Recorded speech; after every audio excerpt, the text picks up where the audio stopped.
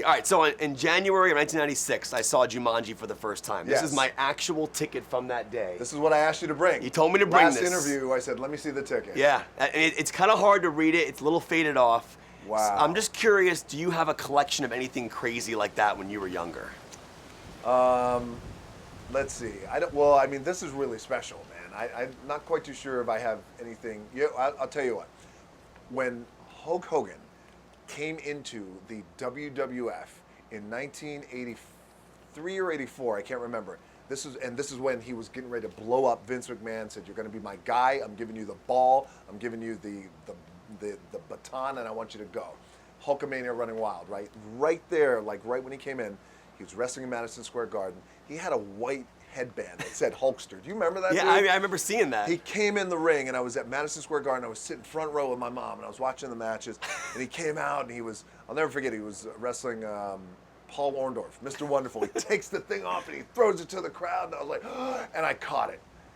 And it was a big, like, nerd out moment. Really? Right? We cried nerd tears. Yeah, we did. Right? I was like, oh, and I caught it. It was amazing, right? So now, my dad was wrestling on the card that night, Madison Square Garden. I was so happy that I caught this thing from Hulk Hogan. I go in the back of the dressing room when the matches were over, and I go to my dad, and I was like, look, I caught Hulk Hogan's headband. He's like, oh, that's cool, that's awesome, take it home. And I'm like, okay. But then Hulk Hogan was right over there, taking off his wrestling boots, right, getting ready to shower, and I'm like, damn, I want to go over and just say hello to him. So I went over to him, and I was like, Mr. Hogan. He's like, hey, kid. And I was like, I caught your headband. And he goes, oh, man, that was my last one. I didn't want to throw it out. Thank you so much. And I was like, oh. And he was like, thanks, man. And I'm like, oh, okay. You're welcome, Hulk. And I was just so happy. And I went back to my dad. And my dad was like, He really took it back? He did, but he didn't know how bad I wanted it. But here's how cool Hulk Hogan was. 2 or 3 weeks later, he had like thousands more made. Went to my dad. He goes, hey, I signed this for your son. He gave me my only one back, and I needed that one as one to make 1,000 other copies. And he goes, give this back, give this to him. And I have one of those. That's the coolest Isn't it the story. coolest That's thing? amazing. So, Hogan, if you're watching, thank you, brother. You still have it. I appreciate that. I still have it. That's so cool. Isn't that cool? One of my favorite scenes. I wasted 20 minutes. No. Thank you for that story. It's all right. Now, we got nothing but time now and money they're on wrapping this me. junket. It's all right. Ask more questions. Couple Go more ahead. questions about the movie specifically, though. There's a great scene when you tap your pec, the thing comes up and it says strengths and weaknesses. Yes. I'm wondering if you were to do that in real life, hypothetically, and something came up and it said one strength, one weakness of Dwayne Johnson. What would that be? Bang, I would tap my chest right now. The one strength that I would have would be, this sounds totally cheese pizza, would be Hart. I got Hart. Okay. All right. The weakness would be the thing that starts with a T, ends with an A, and it's called tequila. That's your weakness. That would be it. One of my favorite scenes in the film is when you slap Kev towards the wall. Yeah. That scene is incredible. It's well shot. And I'm curious on set how that looks. Are you really hitting a stunt person into that? When you shoot that moment, how does that look? Okay, so that's an interesting. So first of all, for everybody watching, like this, his favorite scene in the movie is when I slap the dog shit out of Kevin. This is true. Great, Yeah. because it's my favorite scene too. Fuck off, Kevin. Yeah, Kevin. So that scene, we had a lot of fun shooting that scene. So what's crazy about that scene, what didn't make the movie is originally he goes to push me, then he goes to slap me, and then I push him. Now when I push him, we got a stunt double in there, and the idea was, because I have these superpowers, the stunt double did not want to wear a wire. Huh.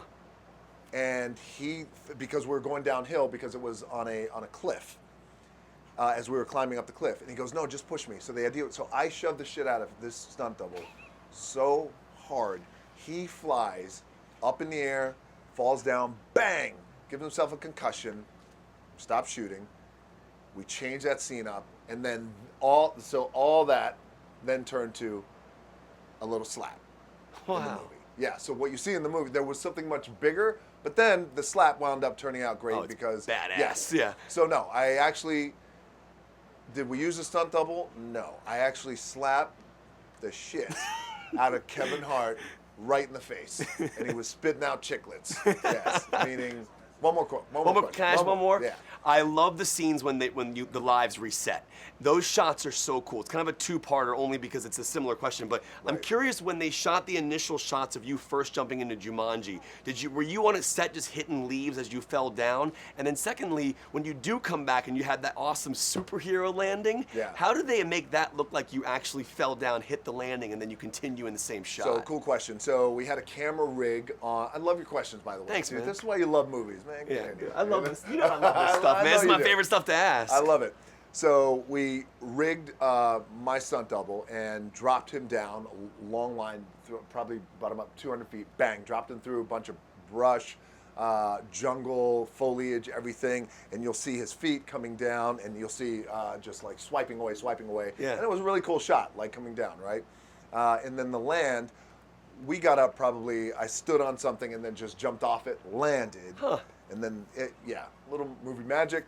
And then a really cool shot came up. And you know what was cool about that was it was my first introduction into the movie. It was the Avatar's first introduction into the movie.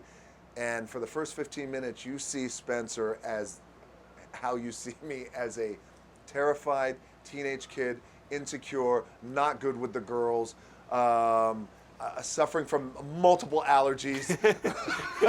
I'm, OCD, all these problems that a lot of kids have. Yeah. I was diagnosed with OCD when I was 14, so I related to a lot of that stuff. All so, that. I mean, yeah. look, when I was 11, people thought I was a girl.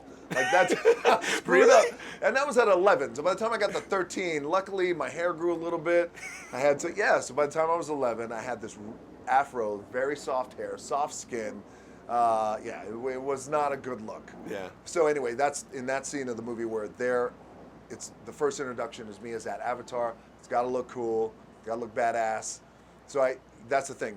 As the more badass and cool and awesome and all that, I think plays in well because it automatically informs people in that moment. Wait, that's a scared 16-year-old kid.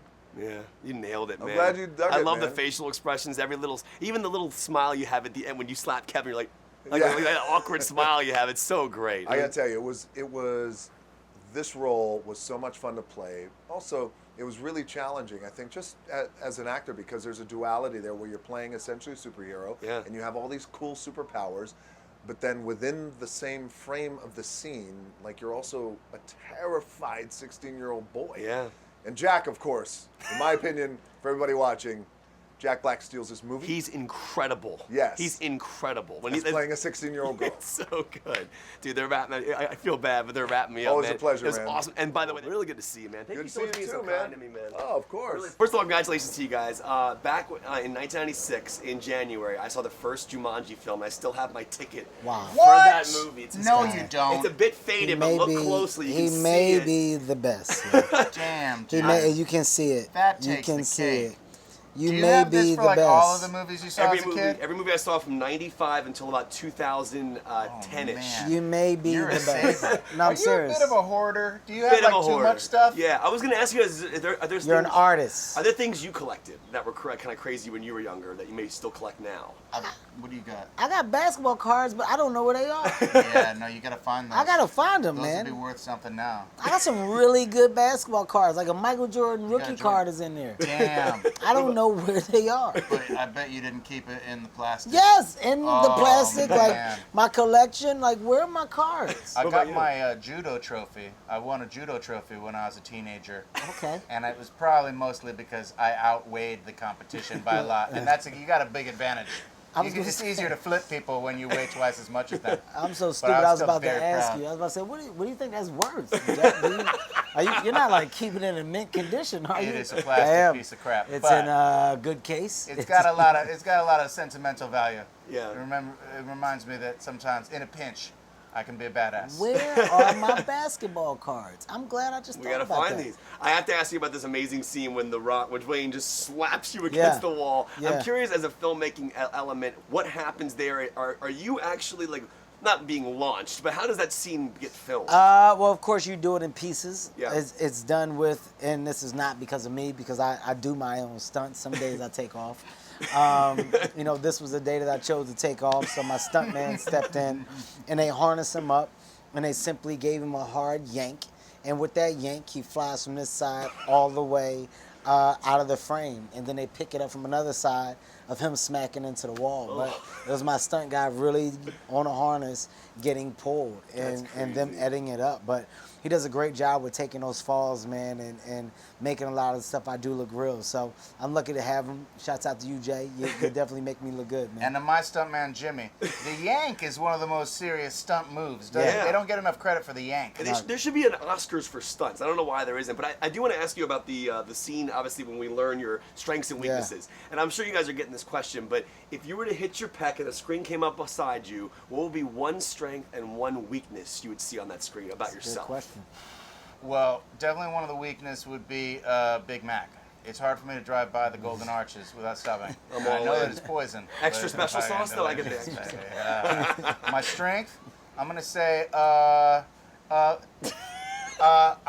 getting up in front of a group and putting on a show.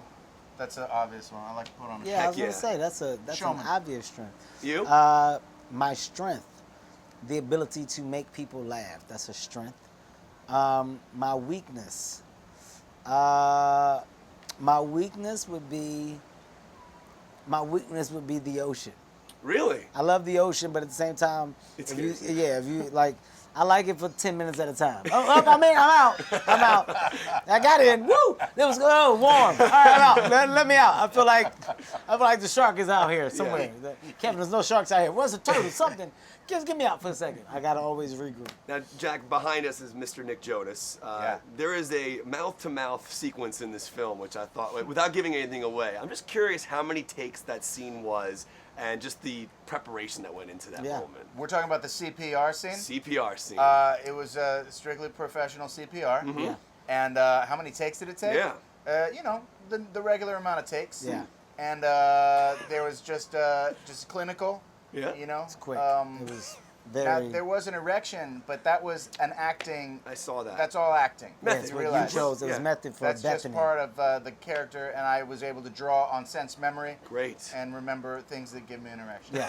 Good for you. By the way, I still have my original Jumanji ticket from 1996. Oh, wow. It's kind of faded, but it's definitely. Well, how do you have this? I've been collecting tickets since I was a kid, so I still have my original stub. January 1996 in Newport News, Virginia. That's wild, man. Is there anything crazy that you've collected over the years? Do you have like a crazy collection? I had baseball cards. I collected baseball cards, and then I moved, and I don't know where they went. Kevin Hart just said the same thing about his basketball cards. Yeah. Yeah, it's such a bummer. I mean, like I really had a pretty solid collection. I had a Barry Bonds rookie card, a Derek Jeter rookie card, bunch. You know, I was gonna ask you, one of my favorite scenes in the film is they hit their pec, and then this strengths and weakness thing comes up on the screen. It says they have strengths and weaknesses, and I think Kevin's was cake. I was just curious, if you were to do that hypothetically in real life, there was one strength and one weakness to come up about you, what do you think would be on that list? Strength would be probably I'm very punctual. Yeah. I run on time most times. And then weakness would be pizza. Maybe. It wouldn't make me explode like it does Kevin's character, but I do love pizza. What is your ultimate topping for pizza? Pepperoni guy. I'm a pepperoni guy. That's it. awesome. So you need pepperoni meatball, maybe. Depends. You know, we learned kind of early on in the film that your character, the relation that he has to another character somehow, that character's a metalhead. He loves Metallica, which I thought was really kind of cool. Yeah. And I was just curious, do you happen to find yourself as a metalhead at all? Do you like metal music or? I'm not a metalhead. Not at all. Not at all. I respect it. I think it's awesome. I even at times will just be scanning through my radio and I'll end up on a metal song, just headbang for a minute. But it's not my first choice of music, and I'm not very knowledgeable on songs or artists for that matter. I'm curious, I know you've written so many great songs, and I was listening to a lot of them today just kind of preparing for my interviews, and I was just wondering, is there a song of yours that you think speaks to this film? And I know that's such it's an interesting question, because obviously you didn't write them or perform them knowing you're making this movie, but is there one you think kind of fits the film? Yeah, there are probably a few. I do actually approach my songwriting process with an eye and ear towards cinematic storytelling. I see the swooping camera shots and the landscapes as I'm writing it sometimes.